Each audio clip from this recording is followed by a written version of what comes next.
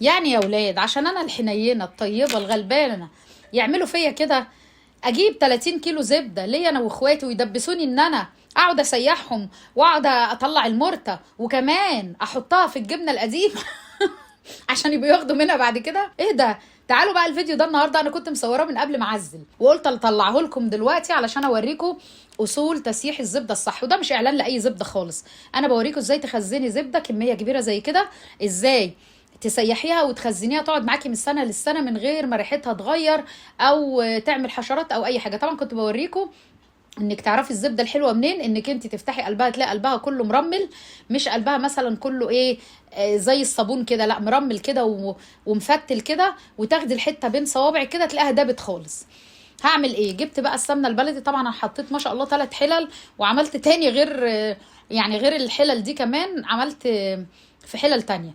وحطيت بقى السمنه البلدي وحطيت عليه الزبده البلدي وحطيت الملح. بصوا بوريكم الصفرة برضو اهي مفروله كده، دي اللي تبقى حلوه وتسيحيها من جوه تلاقيها تمسكيها على ايدك كده تروح بين ايديكي على طول. وادي ملح، عملت 3 حلل ما شاء الله بالف هنا وشفا، وقلت اسيحها لهم كلهم. يعني ما ينوب المخلص الا تقطيع هدومه. يعني مش كفايه اني جبت لكم الزبده تدبسوني عشان قلب العره ده انا اللي اقف اسيح وانا يتقطم ظهري؟ قعدت اسيح قد كده كام ساعه لما ظهري اتقطم. بصوا اول حاجه بقى يا جماعه، عشان البنات اللي سالوني عايزين طريقه تسييح الزبده الصح عشان في ناس بتبوظ معاها. اول حاجه الزبده بتطلع الخض بتاعها او خض اللبن بتاعها على الوش كده.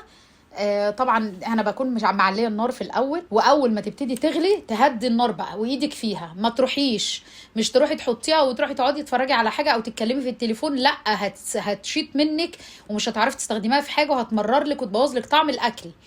اسأل مجرب، قبل كده عملتها وانا لسه عروسة وبهدلت الدنيا بقت ماما تلطم، لكن الواحد اتعلم الحمد لله بالغلطات اتعلمنا. ادي الصفرة اهي، بصوا ابتدت بقى الوش ابتدت بقى تصفى بقى ازاي، بصوا تحس انها فصلت وابتدت تفصل ما بين اللي على الوش وما بين اللي في القاع. ومع ذلك برضو المرتة بصي هتلاقيها لسه بيضة، لسه مش حمرة. امتى اعرف ان الزبدة استوت؟ لما تبقى حمرة. بصوا بيضة ازاي، لا لسه لازم تبقى حمراء. طب وافضل حاجه تسيحي فيها ايه؟ احنا بنسيح في اما في المونيوم يا ستانلس. الناس اللي تقولك استانلس، لا الاستانلس جميل جدا وزي الفل، بس الفرق ان احنا لما تبتدي المرته تحمر حمار خفيف بنقفل، لان الاستانلس بيسرد النار عشان ما يغمقهاش قوي. يعني احنا في الالومنيوم بنسيبها لغايه لما تحمر قوي المرته. دي السمنه اللي هتقعد معاكي كتير، اللي هتقعد معاكي وقت مش كبير قوي، يعني ما بنغمقش المرته قوي. لكن اللي هتقعد معاكي بقى، انا شوف انا ما شاء الله يعني عامله من شهر بقالي 10 شهور معزله، وكنت عملت وقسمت ما بيني وما بين اخواتي، لسه ما شاء الله بستخدم فيها ريحتها زي الفل. اهي سبتها لغايه لما بردت صفيت خالص وبقت جميله.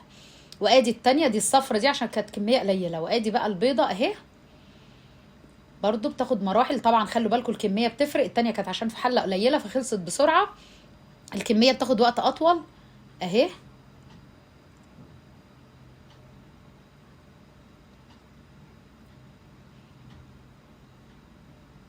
بس انا بوريكم المراحل.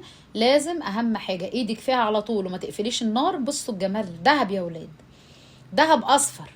الذهب الاصفر هو ده الذهب الاصفر بجد والله العظيم. ايدك فيها راحه جايه لغايه لما المرته تبتدي لونها يلون وتاخد اللون الاحمر، تعرفي ان كده خلاص سمنتك هتقعد معاكي 20 سنه، مش هقولك هتقعد معاكي سنه. اهي بصوا دي ابتدت تحمر اهي، عماله اوريكم. والمرته كده تروح مفلفله معاكي وما تبقاش بقى ممزلقه كده ولا حاجه، تعرفي كده ان انت خلاص سويتي الزبده بتاعتك صح. واللي على الوش دوت ساعات بنشيله كده على جنب بيبقى زي مرته، بس احنا بنسيبه في الاخر لما بتبرد كل ده بيروح. ادي اللي بردت وادي دي خلاص بقول لكم كده خلاص هقفل عليها. بصوا مرتتها عامله ازاي، خلاص احمرت وبقت زي الفل في منتهى. وادي كمان الاولانيه اهي برضو نفس الوضع، اسيبهم بقى يبردوا ومش يبردوا خالص، يا دوبك كده يبقوا دفيان خفيف وابتدي اعبي. طبعا افضل حاجه تعبي في برطمان ازاز او في الفخار بتاع زمان الجميل، بس عشان بيكسروا عندنا فانا حطيت في برطمان بلاستيك يبقى سهل الشيل والحط والاستخدام. هديت معايا خالص وبردت اهي، حتى تحسوا كده بحته بيضه من السمنه نازله. وهبتدي بقى اصبها واعبيها. بعد ما اعبيها بقى واجمدها ابتدي بقى اقسم بقى بالميزان، بالاكياس كده، كل واحد ده قد ايه وده قد ايه وده، لان ما شاء الله اللهم بارك كنا جايبين 30 كيلو. فربنا يبارك يا رب كده، وبألف هنا وشفا على اللي هياكلهم، وألف هنا وشفا على اللي هيعمل يا رب. ادي طريقتنا وطريقه ماما حبيبتي الله يرحمها في تسييح الزبده، الطريقه الصح اللي تقعد معاكي 10 سنه. اهم حاجه ايدك تبقى فيها اول حاجه نار عاليه مجرد ما تسيح، واول ما تبتدي تغلي نار هاديه، ايدك فيها على طول تقليب وما تقعديش. وبمسح طبعا البرطمان زي ما انتم شايفين كده، وبنحطه بقى في مكان يكون هاوي وحلو، وساعات نحطه في التلاجة ليله عشان يمسك، وبعد كده نرجع نحطه تاني. شايفين المرتة قد ايه؟ ده الجبابره خلوني قالوا لي المرتة تحطيها على المش بتاع عمتي عشان ايه ناخد منه. حطيت بقى قرون فلفل احمر، لان المرتة دي هي حياة المش. شوفوا المش بتاعها يا حتة عيني عامل ازاي، بص ابيض وجميل ازاي يا حتة عيني. ربنا يرحمك يا نور عيني ويغفر لك، ولا سوسة ولا دودة ولا اي حاجة، وزي الفل ما شاء الله لا قوة الا بالله. حطينا بقى المرتة فيه، وكل مرة تزوديه بحليب فاتر كده، وتحطي عليه قرون شطة، وبألف هنا وشفا. ويا رب تكون طريقتي عجبتكم، وما تنسوناش في لايك وكومنت حلو زي قلبكم لو الوصفة عجبتكم، وشير عشان الناس تستفاد بأصول تخزين السمنة البلدي من السنة للسنة. وما تنسوش تدعوا لإخوانكم ربنا ينصرهم ويحفظهم ويشفي صدور قوم المؤمنين. والسلام عليكم ورحمة الله وبركاته، أغلى وأحب إخوات ليا.